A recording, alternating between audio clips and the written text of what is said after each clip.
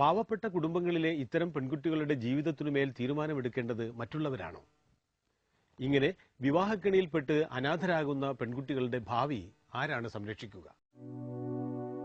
ബേപ്പൂരിലെ പുത്തൻവീട്ടിൽ മായിന്റെ മകൾ സൈനബയ്ക്ക് സ്വന്തം ജീവിതത്തിനുമേൽ തീരുമാനങ്ങളൊന്നും എടുക്കാൻ കഴിഞ്ഞിരുന്നില്ല ഇതുവരെ. 6 വർഷം മുമ്പ് ബാപ്പ മരിച്ചപ്പോൾ 6 പെൺമക്കളും ഇളയ 2 ആൺമക്കളും അടങ്ങുന്ന കുടുംബത്തിന് ആശ്രയമില്ലാതായി.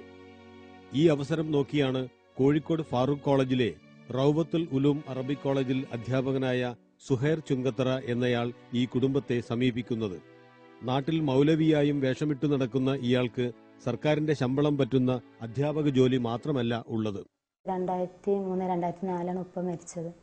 ആ ഉപ്പ മരിച്ച പിറ്റേന്ന് സുഹൈർ ചുങ്കത്തറയും അദ്ദേഹത്തിന്റെ 4ാം ഭാര്യയും വന്നിട്ടാണ് ഞങ്ങളെ കാണാൻ വന്നത്. അപ്പം പറഞ്ഞു ഇങ്ങനെ വിദ്യാഭ്യാസം കുറവായതുകൊണ്ട് അവർ പറഞ്ഞ് പിന്നെ നിലമ്പൂർ ചുങ്കത്തറ അറബി കോളേജിൽ ഇങ്ങനെ അറബി വിഷയമായിട്ട് പഠിക്കാൻ കൊണ്ടുപോകാമെന്ന് പറഞ്ഞു.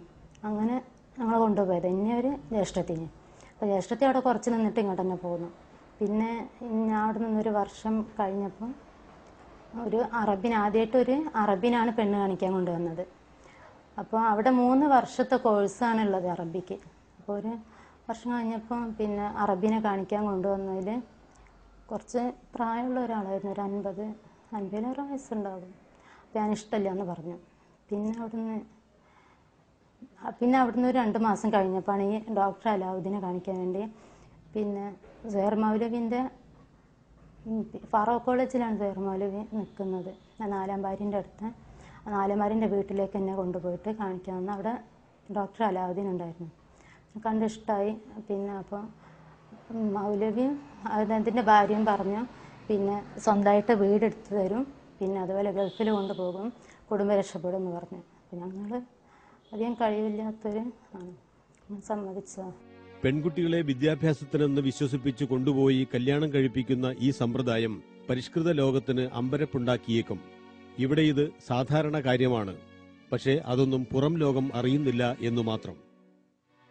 സൈനബയെ വിവാഹം ചെയ്തയാളുടെ യഥാർത്ഥ പേര് ഷെയ്ഖ് അലാവുദ്ദീൻ എന്നാണെന്ന് അയാളുടെ അച്ചടിച്ച കാർഡിൽ നിന്ന് മനസ്സിലാവുന്നു. ഏതോ യുനാനി ബിരുദമാണെന്ന് തോന്നുന്നു അയാൾക്ക് ഡോക്ടർ എന്ന വിശേഷണം നൽകുന്നത്. ഡോക്ടർക്ക് ചൈനയിൽ നിന്നാണെന്ന് പറയുന്ന ATCM എന്ന ബിരുദവും ഉണ്ട്. സൈനബ അയാൾക്കയച്ച കത്തിലെ മേൽവിലാസം തഞ്ചാവൂരിലെ ഏതോ തെരുവിന്റേതാണ്. കേരള നജ്വത്തുൽ മുജാഹിദീൻ എന്ന സംഘടനയാണ് വിവാഹം രജിസ്റ്റർ ചെയ്തു കൊടുത്തിരിക്കുന്നത്. ആ രജിസ്റ്റർ പ്രകാരം അലാവുദ്ദീൻ ഡോക്ടറുടെ വീട്ടുപേര് കളത്തീങ്ങൽ എന്നാണ്. തമിഴ്നാട്ടിൽ ഇത്തരം വീട്ടുപേരുണ്ടോ എന്ന കാര്യം നമുക്കറിഞ്ഞുകൂടാ. പൂർണ്ണവിലാസമായി കൊടുത്തിരിക്കുന്നത് കല്യാണപുരം, തഞ്ചാവൂർ, തമിഴ്നാട് എന്ന് മാത്രവും. വിവാഹം നടത്തിക്കൊടുത്ത സ്ഥാപനം വരനെക്കുറിച്ച് അന്വേഷിക്കാൻ ഒരു ശ്രമവും നടത്തിയതായി കാണുന്നില്ല. അയാളുടെ തൊഴിൽ ആയി എഴുതിയിരിക്കുന്നത് വിദേശം എന്നാണ്. ഒപ്പും സത്യമല്ല. RVM അറബിക് കോളേജ് അധ്യാപകനായ സുഹൈർ ചുങ്കത്തറയാണ് വിവാഹം നടത്തിക്കൊടുത്ത ഖത്തീബ്. വിവാഹത്തിന് ശേഷം എന്തു സംഭവിച്ചാലും താൻ കൂടെയുണ്ടാവും എന്ന് വിശ്വസിപ്പിച്ച് അയാൾ പെൺകുട്ടിക്കും ഭർത്താവിനും ആദ്യ രാത്രിയും ഏർപ്പാട് ചെയ്തു. അതും 2 ദിവസം മാത്രം. മൗലവിയുടെ 4ാം ഭാര്യയുടെ വീട്ടിലായിരുന്നു താമസം. മുസ്ലിം പിന്നാക്ക വിഭാഗങ്ങൾക്ക് വേണ്ടി ഒരുപാട് വിദ്യാഭ്യാസ സ്ഥാപനങ്ങളും ഇപ്പം വളർന്നു വന്നിരിക്കുന്നത്.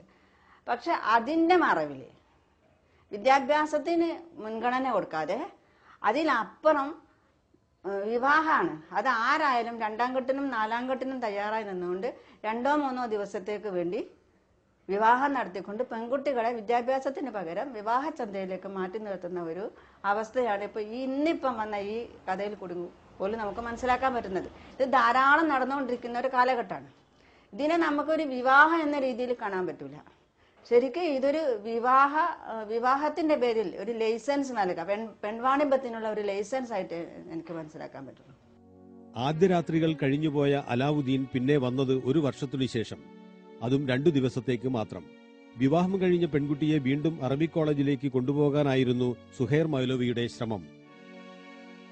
നിലമ്പൂരിലെ ചുങ്കത്തറയിലുള്ള ഈ സ്ഥാപനത്തിൽ സൈനബയെ പോലുള്ള പാവപ്പെട്ട കുടുംബങ്ങളിലെ നിരവധി പെൺകുട്ടികളുണ്ട്.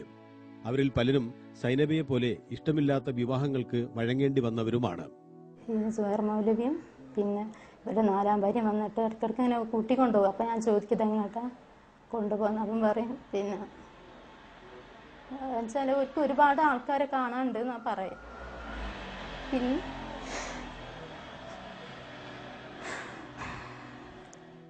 സൈനബയുടെ ഭർത്താവ് അലാവുദ്ദീൻ അവസാനമായി വന്നത് 2 വർഷം മുമ്പാണ്.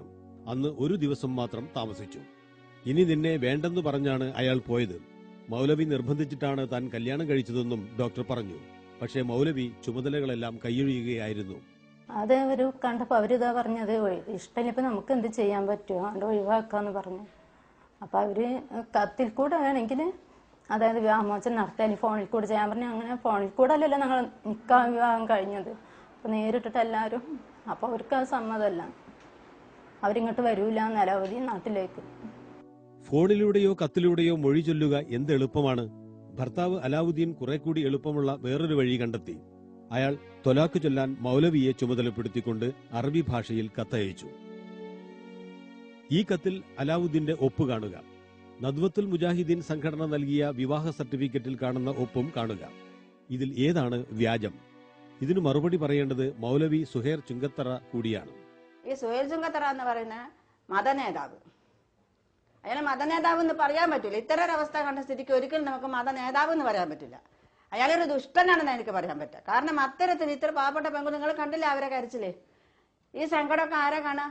അപ്പൊ അതിനെല്ലാം എന്താ പറയാ? അവരെയൊക്കെ പറഞ്ഞ് വിശ്വസിപ്പിച്ച് വഞ്ചിച്ച് ഇയാൾ എന്താ പറയാ? അയാൾ മതനേതാവ്? ഇതാണോ ഇസ്ലാം കൽപ്പിച്ചിരിക്കുന്നത്? അത് പോരാതെ ഒരു നിക്കാഹ്, അയാൾ അലാവുദ്ദീൻ എന്ന് പറഞ്ഞ ആളെ നിക്കാഹ് ചെയ്തിട്ട് സുഹൈർ ചുങ്കത്തറ ഡിവോഴ്സ് ചെയ്ത് കൊടുക്കാൻ ഒരു കത്ത്, വിവാഹമോചനം നടത്തി കൊടുക്കാൻ. ഒരാളെ വിവാഹം ചെയ്യാൻ മറ്റൊരാളെ വിവാഹമോചനം നടത്താം, എന്നിട്ട് വേറൊരാളെ വിവാഹം കഴിക്കാൻ. ഇതൊക്കെ ഏത് ലോകത്ത്? ഇതിനേക്കാൻ തന്നെ പെൺവാണിഭം എന്ന് പറയുന്നത് പെൺവാണിഭത്തിന്റെ ഒരു സ്ഥാപനമായിട്ട് മാറിയിരിക്കുകയാണ് ഇപ്പൊ അത്. അതുകൊണ്ട് അതിനെതിരെ ശക്തമായ നടപടി സ്വീകരിക്കണം, ഗവൺമെന്റ് സ്വീകരിക്കണം. അതുപോലെ തന്നെ ആര് കുറ്റവാളികളായാലും അവരെ നിയമത്തിന്റെ മുന്നിൽ കൊണ്ടുവരികയും ചെയ്യണം. അതാണ് ഞങ്ങൾ ആവശ്യം. ഞങ്ങൾ ഇയാളുടെ അടുത്ത് പോയി, അത് ഈ മൗലവിന്റെ അടുത്ത് പോയി എന്തെങ്കിലും ഒരു തീരുമാനമാകും വെച്ചിട്ട് ഞാൻ ജ്യേഷ്ഠത്തിന് പോയത്. പക്ഷേ ഇയാൾ പറയുന്നത് ഇങ്ങനെയാണ്, അലാവുദ്ദീൻ ഇഷ്ടമില്ല, പിന്നെ എന്തിനാണ് ഒഴിവാക്കി തരാമെന്ന്. അപ്പം ഞങ്ങൾ പറഞ്ഞു ഞങ്ങൾക്ക് നഷ്ടപരിഹാരം കിട്ടണം. ജ്യേഷ്ഠത്തിൽ പറഞ്ഞപ്പോൾ നഷ്ടപരിഹാരം കിട്ട സ്ത്രീധനൊന്നും വാങ്ങിക്കാതല്ലേ കല്യാണം കഴിച്ച് പിന്നെ എന്ത് തരാനാണ്.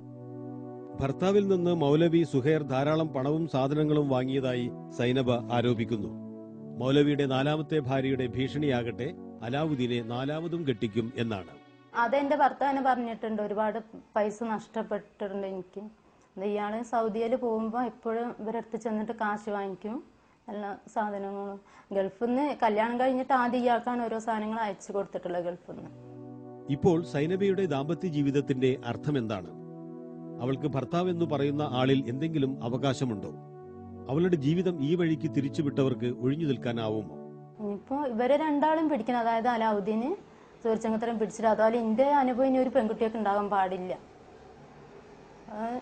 അയാള് പുറത്തേക്ക് കൊണ്ടുവരണം. കാരണം ഇയാൾ ഇനി ഒരുപാട് നടത്തി അയാളെ പിന്നെ എന്തെങ്കിലും ചെയ്താൽ അയാളെ പറയാൻ നിന്റെ മാത്രം കല്യാണം അല്ല 1000 കല്യാണം വരെ ഞാൻ നടത്തി കൊടുത്തിട്ടുണ്ട്, അതിന് നിന്റെ മാത്രം ഇങ്ങനെ ആയിട്ടുള്ളൂ. അപ്പൊ പുറത്തിറങ്ങി ഇപ്പൊ എല്ലാവരും അന്വേഷിച്ചാലും അറിയാം എത്ര ഇങ്ങനെ ആയിട്ടുണ്ട് എന്നുള്ളത്. ഇനി ഇതുപോലെ നടക്കാൻ പാടില്ല ലോകത്ത്. ഏതായാലും സൈനബ ഇപ്പോൾ തന്റെ ജീവിതത്തിനുമേൽ ഒരു തീരുമാനം എടുത്തിരിക്കുകയാണ്.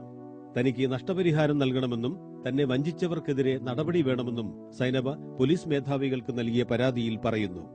പോലീസ് നിയമ നടപടികൾ തുടങ്ങിയിട്ടുണ്ട്. പക്ഷേ യഥാർത്ഥ പൂച്ചകൾക്ക് ആര് മണികെട്ടാനാണ്?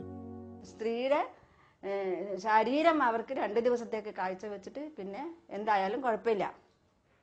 അതിന്റെ പേര് പെൺവാണിഭം തന്നെയാണ്. വിവാഹത്തിന്റെ മറവിൽ നടക്കുന്ന പെൺവാണിഭം തന്നെ ഞാൻ പറയുള്ളൂ. അതുകൊണ്ട് അത് ഏത് മതവിഭാഗത്തിൻ്റെതായാലും ഏത് മത നേതൃത്വത്തിന്റെ ഭാഗത്ത് നിന്നാലും കടുത്ത ശിക്ഷ നൽകേണ്ടത് തന്നെ.